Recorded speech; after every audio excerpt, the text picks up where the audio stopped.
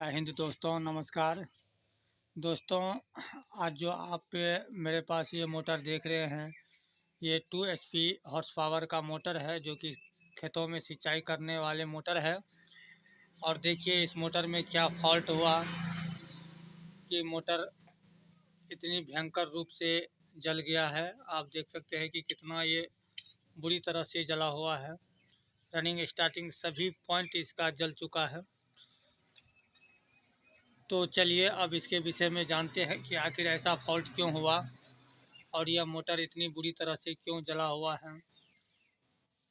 तो चलिए अब वीडियो को शुरू करते हैं और देखते हैं कि आखिर इसमें क्या फॉल्ट हुआ जो इतनी बुरी तरह से यह मोटर जल चुका है। चलिए अब मैं इस मोटर के विषय में बतलाता हूँ कि आखिर ये मोटर क्यों जला। तो देखिए सबसे प्रथम इस मोटर में गलती क्या किया गया है कि इसमें 10 नंबर का पीवीसी पेपर लगना चाहिए, तो इन्होंने इसमें 7 नंबर का पीवीसी पेपर डाल दिया। और इन्होंने जो तार का गेज इसमें से निकाला था वही तार डाल दिया और टर्न से भी जितना था वही इन्होंने डाल दिया। देखिए आपको सर्वप्रथम क्या करना है कि अगर यह मोटर आए तो उससे पूछिए कि कितनी बार आपका मोटर बना है। अगर वह बोलता है कि 2-3 बार मोटर मेरा बना है, तो आप क्या कीजिए कि सबसे पहले उस मोटर की डाटा ढूंढने का कोशिश कीजिए कि यह मोटर कौन सा है। आपको इसमें वही डाटा डालना है जो इसका प्रथम डाटा होता है, ओरिजिनल डाटा होता है।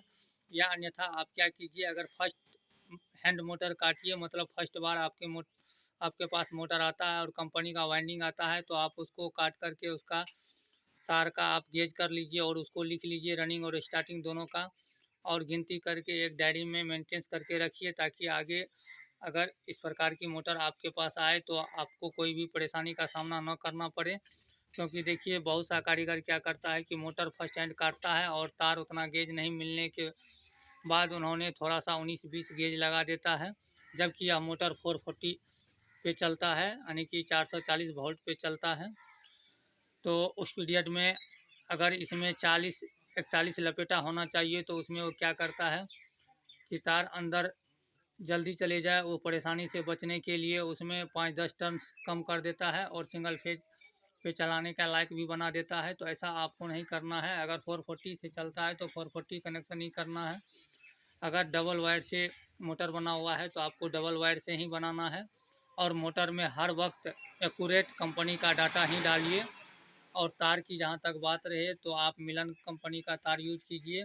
अगर इसमें 41-42 टर्न है तो 41-42 टर्न ही दीजिए। जैसे कि आपको रनिंग में डबल तार से आपका 40 टर्न लगेगा तो 40 टर्न देना है, और सिंगल स्टार्टिंग में आपको 40 टर्न लगेगा तो सिंगल 40 टर्न ही उसमें डालना है, न कि उसमें आपको कमोबेश करना है। अधिकांश आदमी यही गलती कर जाता है। तो चलिए अब इसका जलने का विषय में बतलाता हूँ कि इसमें इन्होंने 7 नंबर पीवीसी पेपर यूज कर दिया और तार का टर्न से भी कम दे दिया है। वैसे तार का गेज तो सही है लेकिन टर्न्स उन्होंने कम लगा दिया स्टार्टिंग और रनिंग दोनों में, जिसके वजह से मोटर जल्दी हीट होकर के जल गया। और आप क्या कीजिए, जब भी मोटर आप काटिए तो सटीक वाइंडिंग डाटा दीजिए, और मोटर भरने से पहले मोटर का आगे और पीछे का वायरिंग भी चेक कर लीजिए। क्योंकि अगर वायरिंग ख़राब है, आवाज़ दे रहा है, तो वायरिंग आप बदल ही दीजिए, तो जा कर के वह मोटर का आप रिपेयरिंग कीजिए। और कैपेसिटर भी आप जैसे 50 एमएफडी का लगा हुआ है तो 50 एमएफडी का ही लगाना है। कैपेसिटर का फायरिंग देख लीजिए, अगर ख़राब है तो कैपेसिटर भी नया डालिए। अब देखिए इसमें इन्होंने तो काफ़ी गलती किया जिसके वजह से ये मोटर जल गया। तो आप लोग भी ऐसा गलती न करें। मैं हर वक्त उम्मीद रखता हूँ अपने चैनल पे कि आप लोगों को सटीक जानकारी दे सकूँ। अगर आप लोग मेरे जानकारी से सहमत हैं तो आप मेरे चैनल को सब्सक्राइब कीजिए, आप मेरे वीडियो को लाइक कीजिए, एक दूसरे के साथ शेयर कीजिए।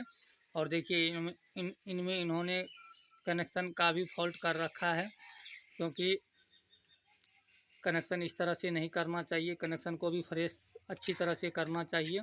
तो ये सब बातें आपको ध्यान में रखना होगा। और जितना तार कंपनी का लगा हुआ है थ्रेड में उतना ही तार दीजिए और एक्यूरेट तार दीजिए, ना कि कोई रीनेबल वगैरह तार से मोटर रीनेबल तार वगैरह से मोटर को रिवाइंडिंग कभी मत करें। और दोनों स्टार्टिंग और रनिंग के बीच में भी आप 10 नंबर पेपर शीट का ही यूज करें और अच्छी से करें, ताकि आपस में कोई टकराव ना हो रनिंग और स्टार्टिंग के बीच। तो ये सारी बातें को आपको ध्यान में रखना है। अगर इस मोटर का वाइंडिंग डाटा आपको चाहिए तो ऊपर आई बटन में इसका लिंक मिल जाएगा, जिसमें हमने मोटर का एक्यूरेट डाटा बतलाए हुए हैं। आप वह वीडियो देख करके मोटर वाइंडिंग कीजिए और सटीक तार से वाइंडिंग कीजिए। और लास्ट में मैं आपको बतला देता हूं कि वायरिंग अवश्य चेक कर लिया कीजिए। तो मिलते हैं इसी प्रकार से कोई दूसरे वीडियो में दूसरे प्रॉब्लम के साथ। तो उम्मीद करता हूं कि वीडियो ज़रूर आप लोगों को समझ में आ गया होगा। वीडियो को आप लोग बिना स्किप किए हुए देखिए, भगा करके मत देखिए, नहीं तो जानकारी आधा अधूरी मिलेगा। तो जय हिंद, धन्यवाद।